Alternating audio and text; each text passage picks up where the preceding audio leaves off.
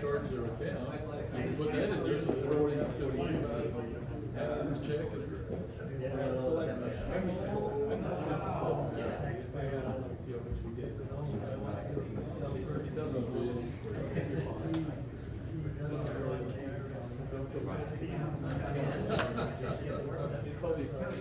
Okay, everyone is ready. My name is Brandon. Good money order. Nice to meet you. Austin, nice to meet you. Oh, my pleasure, Austin. Thanks for having us. Appreciate being here. Brandon is the director. Come in and see. Great. We were chatting a little bit about gratitude. What you do really awesome. Yeah. Oh, right. Yeah, they wanted to do that, maybe you had to have a bank account to get your refunds. Stay up with you, or? I'll intro. I figure Austin, yeah, stay up with me. Austin will introduce us, and I'll hit him with this, and then you'll. Okay. Great. Hold on for a minute. Okay. We're not in a rush.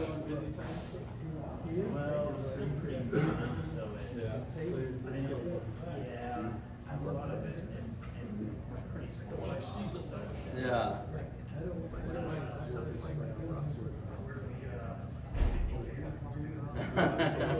Yeah. It also kind of felt like Dr. Strange.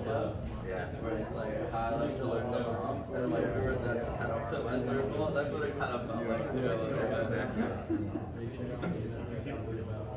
You guys kind of expressing and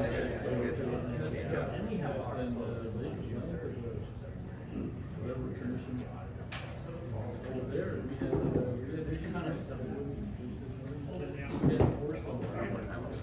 Brandon. Okay, because then they would control this one more. Yeah. Like, wait a minute.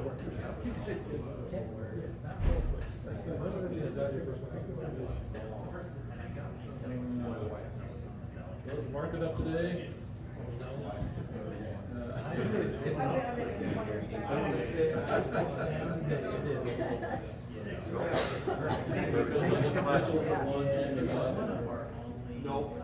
Is this the new presentation? Okay, welcome everyone.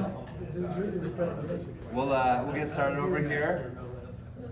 Thank you all for coming. I know it's busy. I know half the audience is probably at home watching basketball. They're missing out on this good CPE, so hopefully they're enjoying themselves. But thank you for coming. We're happy to have Jack and Brandon here, and Ogden Valley Adaptive Sports. Kind of a little bit of a different CPE. We're excited about it. When I talked with Jack earlier in the year, he was really passionate about this, so we were happy to get him on the schedule and present to us. Before we jump into this, next month we will not be having our meeting, with it being the end of busy season in April, but then the following month we'll be having our Maddox luncheon, and we have the upcoming UACP president coming. Is that correct, Nick? Okay, cool. Well, we'll pass it over to you guys. Thank you so much.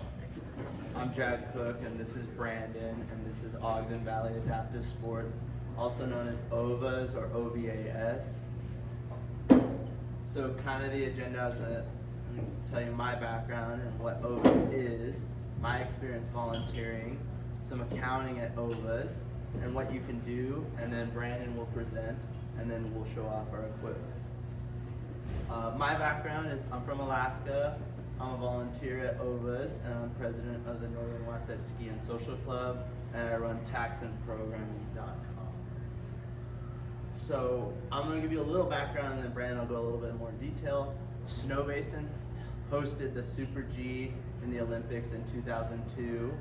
The week after the Olympics, they hold the Paralympics in the same location. So all the infrastructure of the adaptive program will be set up, but they didn't have an adaptive program at Snow Basin at the time. And OVAS was born. So my experience, I had seen a couple of adaptive skiers at Snow Basin. Somebody suggested I do it. And then I received the proper training. And the first question, is it fun? It is fun. Oh, on that you have to reset we'll talk about that later. Is it fun? Yes, but not the way you think. For me, it's the relationship with the athletes, and I run into the athletes way more often than I run into my friends. I run into them bowling. I run into them at the theater. I run into him coming home at 1 in the morning at salsa and bachata on the OGX bus. The most difficult part is, I find the hardest part, the social side, and not coddling athletes. If you see an adaptive athlete crash, you want to help, but that's not what they want. So some accounting at Ovis. Ovis does get audited, and you can view the audit report online. And sometimes the accounting produces some weird decisions. For example, we were riding the bikes, and my memory was we had to count the mileage, or we had to record the watts. It was something really odd. And I thought it was an in-kind donation. And if you look at their audit report, they did have a small in-kind donation. And I was wondering, was that it? And I thought that was very interesting as an accountant. And then 80% of Ovis expenses were related to programs. I thought that was really a good number. And in 2023, 60% of Ovis's fundings came from grants, and 6% came from contribution. While in 2024, 30% of Ovis's funding was from grants, and 14% came from contributions. And I think that is because the community sees the value of the program. So how can you get involved? You can volunteer, it's super fun. You can sponsor one of the events and put your company's logo at the event. The Bradley Cup is a ski race, and that is the marquee event for Ovis. And this year they had TV coverage. Ovis could also create events for your company. Ovis has paddleboarding, climbing, and bicycling. And you can make an impact in the community with me and the Retro Viewer over here. And the Retro Viewer, we can tailor the Retro View to what you want to support. And I go with the Retro Viewer. And this is my information. And then Brandon will take it from here. Great, thanks. And thanks again for allowing us to join you today. So again, my name is Brian Flint. I'm the Executive Director for Ogden Valley Adaptive. I've been with the organization for about 7 months now, give or take. And before that, actually way before that, I'm a Utah native. I grew up in Davis County and went to Davis High School. Darts, there we go, all right. We're a little fewer and far between up here in Weber County. But so I grew up in Utah, but then I spent about 25 years working for the National Parks and in the National Park Service, and had the opportunity to retire from that. And, stay in this outdoor recreation world and move from one pretty fun job, really, as superintendent of the Golden Spike National Historical Park, over to this job at Ogden Valley Adaptive. And you know, there's a lot of similarities between what we did at the National Park Service and what we do at Ogden Valley.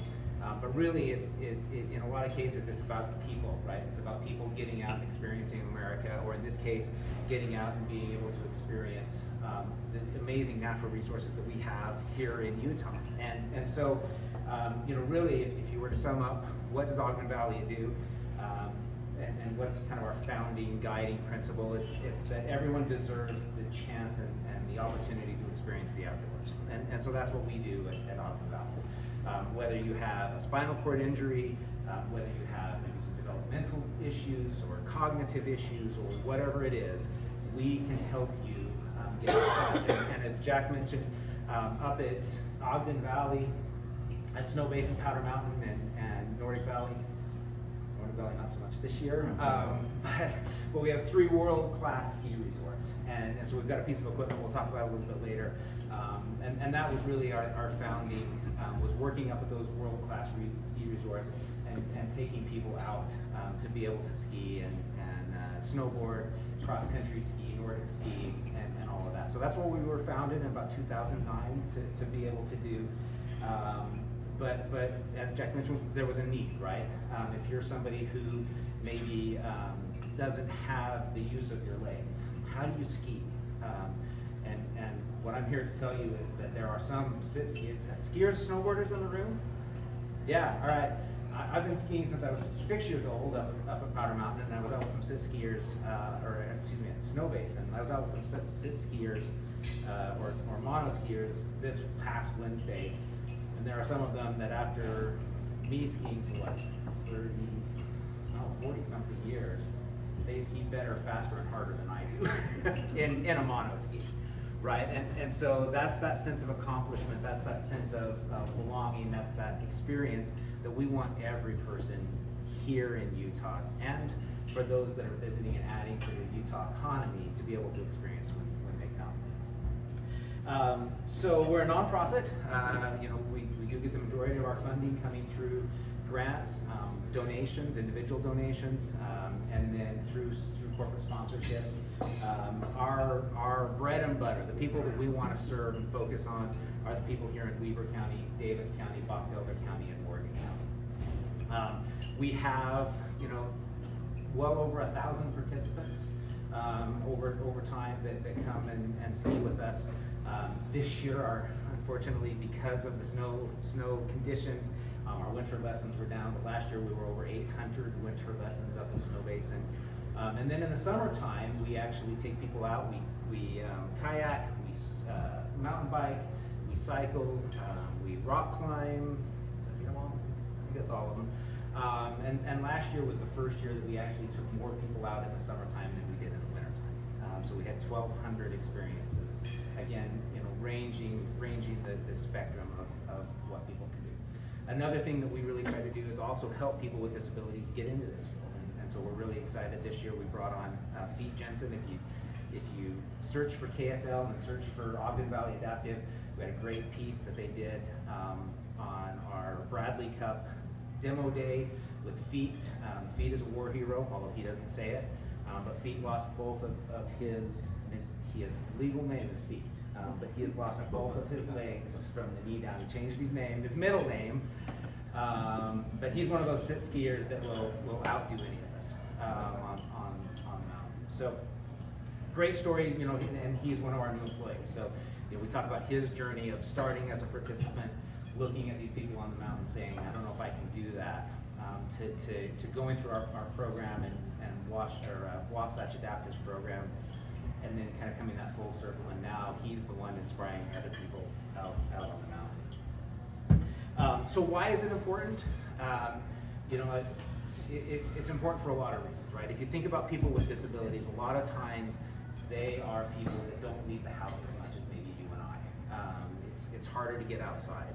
It's harder to build those social relationships. It's harder to stay fit and stay healthy. And what we know about the sports that we teach, myself included, right? I started skiing when I was 6 years old, and here it is, 5 years later, I'm still skiing. So we know that if we can get people with disabilities onto a bike, onto a ski, onto a, whatever it is, right? Onto a paddleboard, those are activities that they can keep doing the rest of their lives. And so it has those lifelong benefits. We don't ski alone. The funny thing about, for those of you who are skiers, right? You talk to anybody on the lift, and you ski with anybody that you might bump into somewhere. And so that same experience happens with people with disabilities when they're out skiing. And so we build those social connections for them, and it's a really positive for them. And my wife, she tried to ski for a very long time.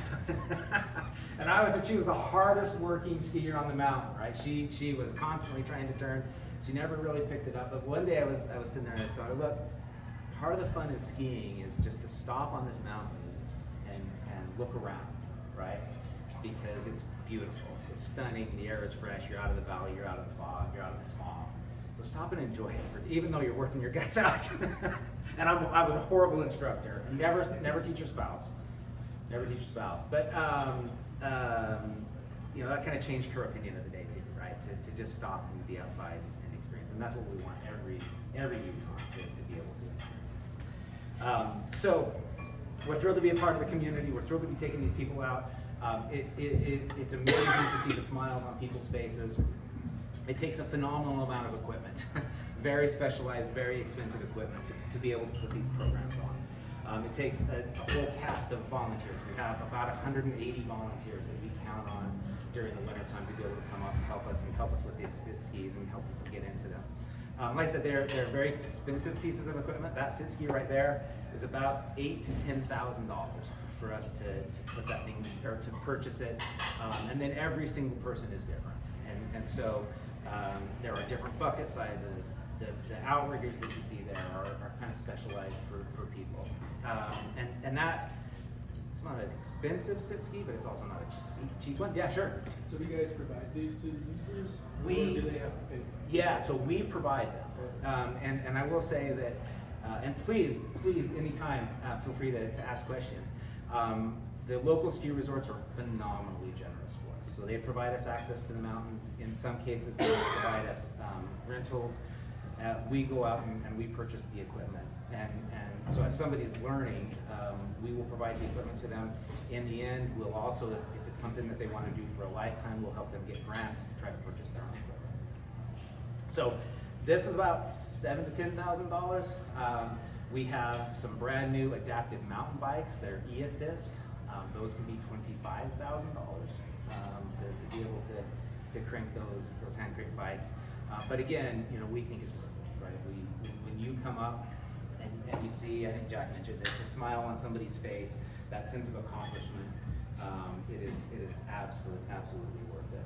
Question for you. Yeah, sure. Is there like a couple distributors of all this adaptive equipment, or is there becoming more and more and the cost is going down, or is it, what's that? Yeah. look like? That's a great question. So the question was, what's the number of or the number of manufacturers and other people kind of providing this kind of equipment? I would say it is growing pretty substantially. So there are a number. I don't have the exact number, but I would guess maybe 5 or 10 or more groups that are providing sit skis.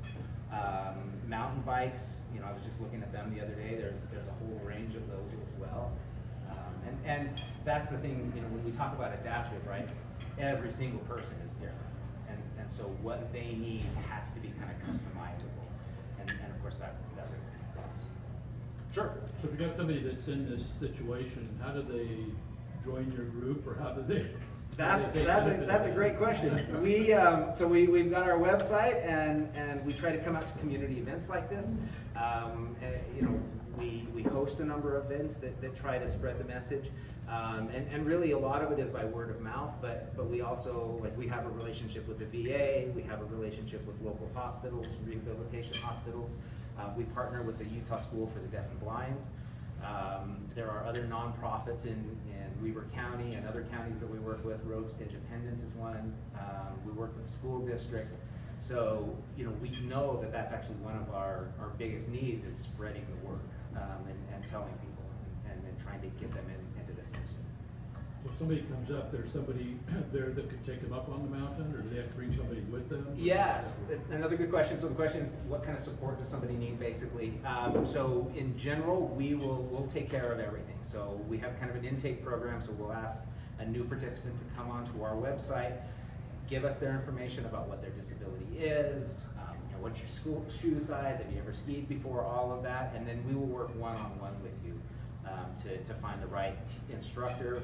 We have, in the wintertime, I think there's 28 different instructors that we have on our staff. That, some of them specialize in mono skis, some of them will specialize in, we have basically a walker that's on skis that can help people who maybe just have balance issues. And so we'll set you up with that. They're one-on-one lessons, and really you don't need anybody with you to do it. But you have to get them up to the mountain. You have to get them up to the mountain. Yeah. So that's one of the things that we're trying to think about long term as we grow is how do we get people, how do we provide that transportation, because that can absolutely be a barrier. They have a public bus from Rainbow Gardens to Snow Basin. So I've seen a couple people with wheelchairs go on the bus. And one of the things that we're thinking about too in the future, right? Winter programs pretty much have to be up in Ogden Valley, but our summer programs, we're trying to focus them on here, and we're thinking about, okay, as we start to build out facilities, where do we put those? And foremost on my mind is making sure that they're accessible to people who maybe don't have cars or can't drive cars. How do we get people to participate?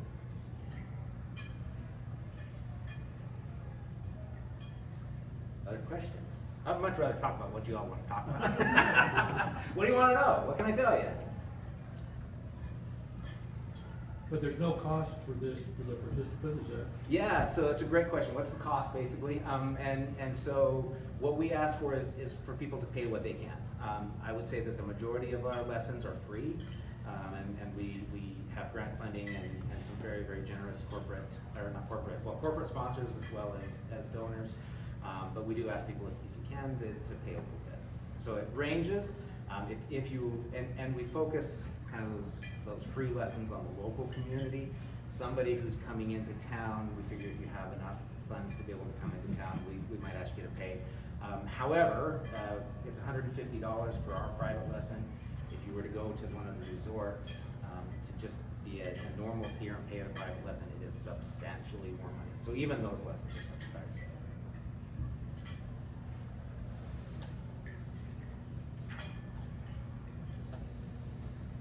Yeah, so I think we covered a lot of this. So I mean, I think, as Jack mentioned, right, how do you participate? And it was really, thank you for asking the question about how do people find out, because that's why we're out and about in the community, is we want everybody to know we're here. And so if you know somebody who has a disability, again, whether it's cognitive or physical, or whatever that disability is, let them contact us, share our information with them.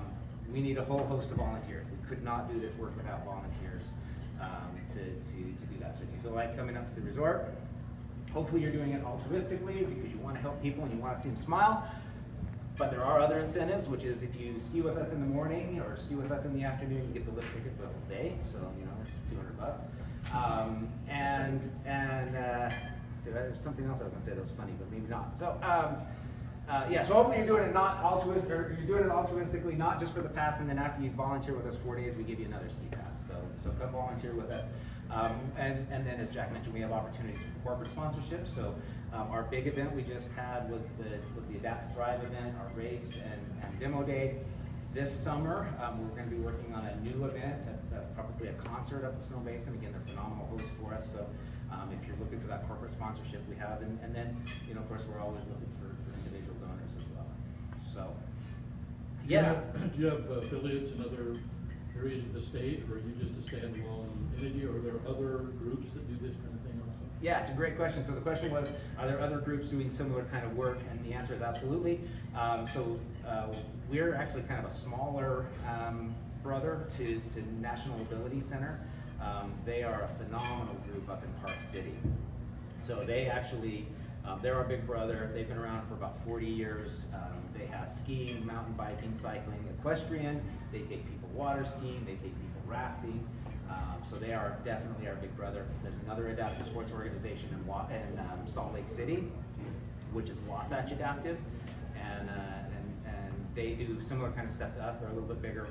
Another one up in Cache Valley called Common Ground, and they do adaptive sports as well. So I will say that it is very much a area that's growing. Yeah. Who gives you the most money? Is it like government grants or is it corporate sponsorships? Yeah. Yeah, where's our money come from? So ours is we always want kind of a multi-legged stool. So ours is pretty evenly split between individual donors, events, grants. We actually don't get a lot of government grants right now, but we do get some money for veterans and whatnot.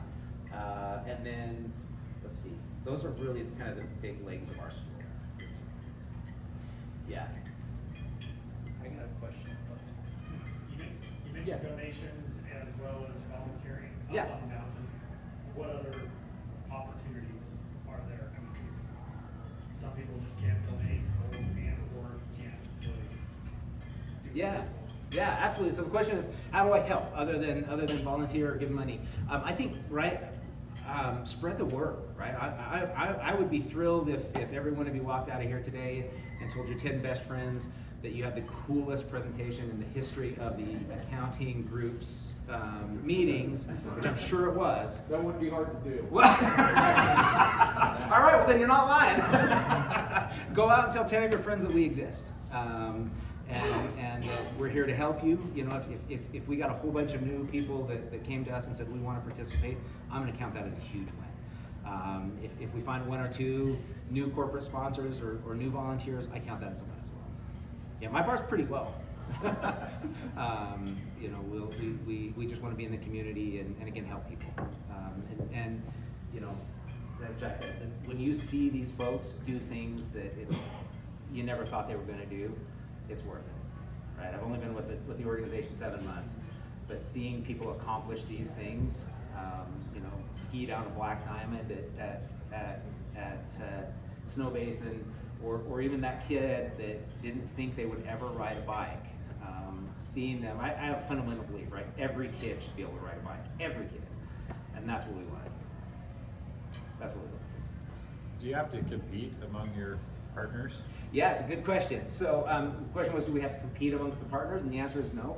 And I think, you know, as I look at it, National Ability Center, they are the big dog on the block, and that's great, right? Because there really isn't all that much demand for rafting, for example.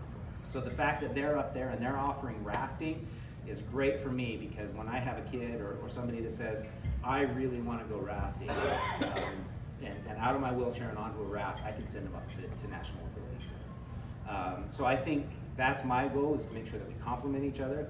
There's enough demand for skiing that we can all ski all day long and have more people that want to participate than what we can probably provide. So I think it's more of a complementary relationship.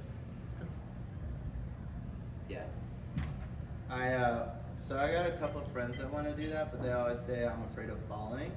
How do you convince somebody on that side? Yeah, a person with a disability. Mhm. Yeah, I mean, right? Falling is part of learning, Yeah. and so that's what I would say, right? Is falling is part of learning. We all, you know, and actually, this is my dad telling me that forever on the series, or if you're not falling, you're not learning, you're not challenging yourself, and so. And if they can do it, why can't you? Exactly. Yeah, exactly. So that's what I would tell people is, look, come up and try it, right? We're here. We know what to do. We know how to help you. We know how to be successful, and that's what we want for you. So come give it a shot. And you're gonna have a great time. You're gonna have a great time. Yeah. What do the volunteers do on the mountain? Yeah, the question is, what do the volunteers do on the mountain?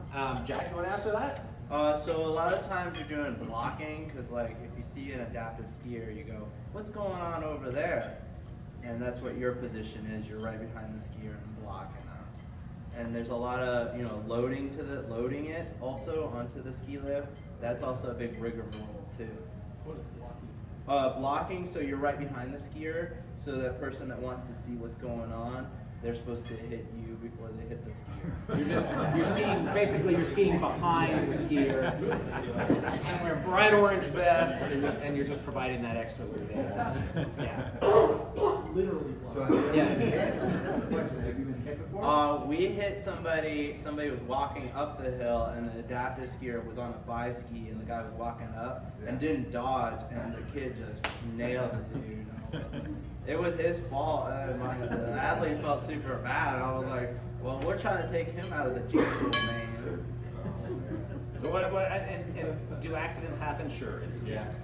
What I will say is that it's foremost on my mind, right? The last thing that we want to do is hurt a participant, hurt our staff, or hurt one of the volunteers. And so. So you're there to assist. You're there to assist, yeah. You know, so yes, I think we call it blocking, but really what you're doing is you're just 10 feet behind that person that's a ski, or that person that maybe is blind or whatever else. You're just one more bright orange coat that let the people around us know, especially snowboarders. Dude. All right, well, so we're letting everybody know that maybe there's somebody who's skiing a little bit differently down below, and give them some more space is really that. But you know, this stuff's heavy. Bringing it up from the snow basin basement, all of those things. And honestly, even if you don't want to ski or be outside, we are starting to bring volunteers in to help us run some of our fundraising events, or help us with running IT, because we're outdoors people. Running account and running books and running all those other kinds of things is not necessarily our strengths, but we know there's a whole bunch of volunteers that can help us with that. So we're actually even expanding our volunteer opportunities beyond just being on the mountain to, all right, well, help us figure out this other logistical problem that we need to manage. Yeah. Do you let the school districts in the area know for their Yes. programs? Yeah, so the question was, do we talk to the school districts? Yes, we absolutely talk to the school districts. One of our best relationships with is Roads to Independence? I can't remember the name of it, but anyway, it's an Ogden or Weber School District program, and it's basically students with cognitive disabilities that are trying to transition from high school, where you kind of fall off that cliff, right? You're out of high school, you're out of some of that support, now you got to learn to be an adult. That's one of the groups that we partner with to give them, that other opportunity as they're making that transition out. So yes, we do talk to the school districts quite a bit. You also tap the school district for volunteers for kids that need service hours. Yeah, so the question was, what about school kids that need volunteer hours? Absolutely, yeah. And we actually, St. Joe's, I think St. Joe's came up, spent a week with us. Is that alternative break? Is that what they called it? But yes. No, in January we have what they call a senior service week. Yes, that was it. So all of the seniors for that week are divvied up into different community programs to help out. Yeah, so we had St. Joe's come and help us this week, as that week, yeah. Yeah, we could not do it without our volunteers in our community. It does take the whole community to make all this work. And if you want to volunteer, you can find that information on the website. Absolutely. On the website, I've got a few flyers. I didn't know how many to bring, but I have a few flyers I can leave as well. We've got a QR code that'll take you right to the website, and you would sign up there. If you're 80 and plus, 80 years old and plus, are you an adaptive skier? After 80 years old, are you an adaptive skier? Well, my dad is 74 and still skiing. So, I mean, I do think that that's an interesting question, right? Because I think we tend to think about, like when I say disability, what comes to mind, right? Somebody in a wheelchair or whatever. But yes, actually one of the founders of this organization had a stroke, I don't know, last year, a couple of years ago, desperately wanted to get back on skis. And so we helped him do that this year, right? So it's not just somebody who uses a wheelchair. It might be somebody who has skied their whole life and they've got a bum knee and they need some adaptive help to stay on the mountain. So it doesn't matter. Age doesn't matter. We'll help everybody we can to get outside and keep doing the things if they were already doing it or learn to do it if they've never done it before. As far as volunteers, Sure. What's the youngest volunteers can be? They have to be 16 years old, or is there any restrictions on that? Yeah, so the question was, what age does somebody have to be? And I don't know the answer to that. I don't think we have a specific age, but I would have to get back to you for sure on that. Cool. Are you asking to take advantage of free speakers? Maybe 7 years old, maybe? Yeah, probably a little older than 7. I think we would Okay. want. I think we have some 16-year-old volunteers, so that may be our kind of lower limit. But yeah. Yeah, I'm still learning a few things too. I'll have to go back and ask my volunteer coordinator. Do we have a lower age limit? All right. Well, I think that was my presentation. You're more than welcome to come up and mess around with the sit ski if you want. Look at it. They are fascinating pieces of equipment. You can see it's kind of knee-shaped there. That's intentional, right? If you're a skier or a snowboarder, you know that having your knees bent means a lot as you're going through the bumps and all of that. So, essentially that's what you're looking at right there, right? Is a piece of equipment that kind of replicates some aspects of the human body with aircraft grade aluminum and all other kinds of fancy stuff. So Now, I haven't had a mono ski lesson. Does that one ratchet up for the ski lift? I believe this one, so the question was, does this one ratchet up? So sit skiers need to be able to, the seat of the chair is generally lower than the seat of the lift. So they either have to use their arms to lift their whole body up. Some of the sit skis, the ski will actually ratchet, the seat will ratchet up to make it a little easier. The more advanced the sit ski, this part I do know, the more advanced the sit ski, they generally do not ratchet up. It's just the person lifting the whole ski up. And I believe this one, because it's a more advanced ski, they're actually lifting the whole thing up off the ground. And then I know that on the sit ski, on the mono skis, that they are clipped into the skis. So if they beef it, they're not clipping out. They're going down with the whole system. Yeah. So I wish I should have brought pictures. Feet, our ski instructor, was out at snow basin the other day. Went up over a roller. Now you're gonna hear Feet before you ever see him. So if you see a guy, orange jacket, in a sit ski, playing music, living life to the absolute fullest at snow basin, that is Feet. A couple of days ago, went over a roller, he said he went 20 feet. I don't know. Said he went 20 feet in the air, came down, flexed the ski so much it exploded the ski. Oh, jeez. That's how hard he's skiing. Right? Right? That's cool. It's an expensive ski, but okay. But he's having a great time. So they ski. Is that one designed for use? Is that a small? Yeah, so the question is this designed for use? No, this is, again, the bucket size can change. And you know, if you think about somebody who maybe doesn't have the use of the legs, or their legs are gonna be atrophied and smaller, so you might see that bucket is a little bit more narrow. This one is kind of scrunched in, but we have bigger buckets, smaller buckets, or seats, excuse me, to fit different people different ways. Sure. How do you guys do your accounting in your organization? How do we do our accounting in the organization? That is an outstanding question. So, as I mentioned, we're an organization that started in 2009, and so we were a volunteer-only organization for a very long time. It was, I think, about 5 or 6 years ago, we actually brought on staff. So we now we have 28 paid instructors. We got 3 or 4 part-time year-round staff, 3 full-time year-round staff. Our cash budget is somewhere probably in the neighborhood of 600,000. In-kind donations from the resorts are probably well over 200,000, lift tickets and everything. And so we have one of our part-time employees is an accountant who comes in and helps us do our books. Most of that growth from a volunteer organization to what we are now is within the past 5 years. And so it's one of the areas, honestly, that we're struggling right now. Is, you know, a lot of these grants come with very specific requirements. You have $20,000 to buy equipment, you have $5,000 for instructors, you have $1,000 for t-shirts or whatever, and so we're going through some growing pains right now about trying to track those grants and then be able to report back to the grantors of, did we spend your money appropriately? So yeah, so we're keeping our accountant busy at the moment, which is a good thing. It means the money's coming in. Sure. 2 questions. Yeah. So you said it's like a knee, and I said it's like a little shock, so does it Mm-hmm. Yep. bounce? Yep, it'll bounce. And then, I know that one's for a ski, but you have it on a skateboard. Yes. Do you also have similar skateboards? Funny you should ask. So the question is, can somebody go on the skateboard?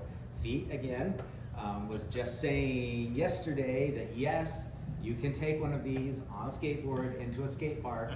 He doesn't do it because it's scary. This is the guy that went over the roller 20 feet in the air. So he basically outriggers with some sort of a ball on the end. Yeah. So I don't know. I haven't seen it. I'm gonna go look for YouTube videos because I'll bet they're cool. Now, I was told the mono skier you can't swap out for, you know, if it's a big powder day, you can't swap for bigger skis. Depends on the mono ski. So the question was, can you swap out the ski? So the answer is, my understanding is yes. So you know, for those of you who are skiers or snowboarders, there are fat powder skis. There are little narrow racing skis, and so they will, just like any other skier. I mean, I've got 5 pairs of skis. Some days it's powder ski. Some days it's, you know, hard pack and ice.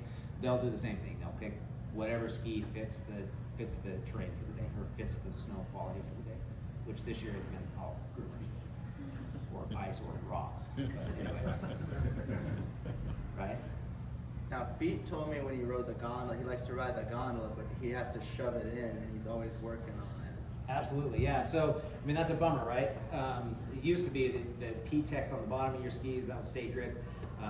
You know, and so that's one of the challenges of being a person with a disability, right? Is getting onto a lift or getting onto a gondola. So, you know, we have equipment stationed at the bottom of each lift, and it's not just equipment; it's our equipment, but everybody uses it. So we provide Snow Basin, basically kind of a dolly, and so the sit skier will slide up onto that. We'll push them over, help them get into the gondola, and if we're not there, then Snow Basin's lift attendants will help them do that. But we have equipment stationed at each one of those gondolas to help people get in there. Unfortunately, they're sliding onto the metal base of the gondola, which screws up your P-Tex, but Feet will fix it. getting off the lift? Same thing, so they will stop and most sit skiers, as long as the lift is like reasonably in good shape and the chair height is right, they will get onto a lift, especially a high-speed quad that's slowing down anyway. They will get onto that lift without the lift attendants having to do anything. When we're teaching people, we'll work with the lift attendants to either slow down the lift or stop it to get people on and off. But a person using a mono ski that's a good skier, they won't have to stop the lifts. They will ski just like anybody else. Question you got? Yeah. How long does that contraption stay together in one piece? What's the estimated life? Well, I don't know. It depends probably on if it's feet or somebody else. I think they last a good long time, but I don't really have the answer to that. I know that we have some in our fleet that are probably 10 plus years old, and they're probably getting used heavier than maybe what a more traditional mono skier might use. So I think it is a good long purchase. He wants to know the depreciation stuff. Yeah, I don't know that. I know that there's a line on my, what is it? Profit and loss statement, which seems odd for but anyway, yes, I know we depreciate them. If that's the question, I know they're on the depreciation schedule. They do, yeah. I mean, truly, it's aircraft grade aluminum in some of them, and so I think as long as we treat them well, and again, I know I talk to Pete a lot. He's an instructor, but he's also our equipment coordinator, so he takes care of the things. And I think as long as you take care of them, replace the part that needs to, they'll last a good long time. So you guys have all the equipment that they need to do this event? Yeah. They don't have to buy their own stuff? Yeah, so the question was, do we have the equipment? The answer is yes. We have a whole room full of equipment at Snow Basin. Different types of mono skis again based on, this is an advanced mono ski. This is somebody who really knows how to rip down the mountain. There are others that are more friendly, more comfortable, easier to use. So we have a number of different things. We have a fleet of, I don't know, like 15 different mountain bikes, and then 15 other kinds of cycles. So we have quite a bit of equipment. A mono skier, because they have outriggers, they can ski tighter than a normal skier. Interesting. Mm-hmm. It's a shorter ski length. Interesting. Sure. Do you have to go negotiate with the ski resorts every year, or do you have a long-term contract? Yeah, so the question was, do we have to negotiate with the ski resorts every year? Not really. So especially Snow Basin and other resorts that are on public lands, they have an obligation to provide basically the same access to everybody. And so we help them fill a hole, right? They don't really want to be in the monoski adaptive business. And so they're extremely generous. I think we help them fill a need that they have, but I wouldn't say that that's the only reason they do it. I mean, I think they're just a phenomenal community partner that wants to help as many people, in this case, get on the mountain as they can. So yeah, so they're really generous with this. Just go negotiate with the general manager. Yep, exactly. And I think that's the thing, like I said, their in-kind donation to us is substantial. They don't have to do that. They have to provide access. They don't have to do it for free. And so we really appreciate it. Oh, that's good. That's very nice. All Cool. right, thanks for the opportunity. Yeah, you're welcome to see it. Yeah. And Hey, whatever. I appreciate you guys. Thank Yeah. you so much for being My here. pleasure. Thank you. And teaching us, and very Yeah. informative, and what you do is very great. So, thank you guys. Feel free to come and talk and enjoy. Thank you guys. The certificates and the form, the evaluations are up here on the desk.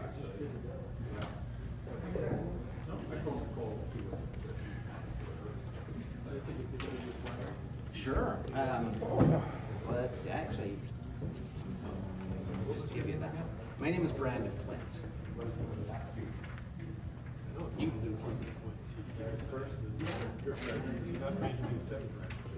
95 is when I graduated. Okay. And what was your name? Scott. Okay.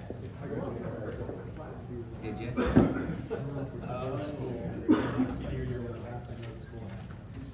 Okay. Okay. So did they build like the new school kind of behind the old school? Is that- Okay. Okay.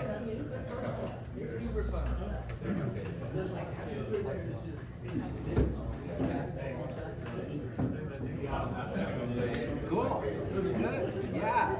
Yeah. So what? Yeah. So for about 25 years. Yeah, 25 years. This jam. Time entry. Reservation time entry this year. Yeah. The last time I remember, we didn't go to the park. What am I saying here? Just hit the. Way long. Yeah. Right. Yeah, exactly. Yeah, it's still, there's a lot of reasons I chose to retire when I did. Some of the decisions that are being made in the National Park Service right now are problems. So yeah, I would probably stay away from oranges because I don't know, it was last weekend. That was it. I think I heard 3 weeks. About the reservations. Yeah, no problem. Wait, did you see the whole? We saw that, we saw that. Yeah, Some of the group yeah. pictures. Yeah, I didn't know if it's jammed on. Yeah, right? I had Similar flashbacks when I was 8 years old, events. so I was because No, yeah, I get paid. Yeah, this is my job. Yeah, yeah. I mean, it's a lot of similarities, some differences. It's great to be outside, and this is definitely a smaller organization. Yes, yeah, absolutely. Well, cool.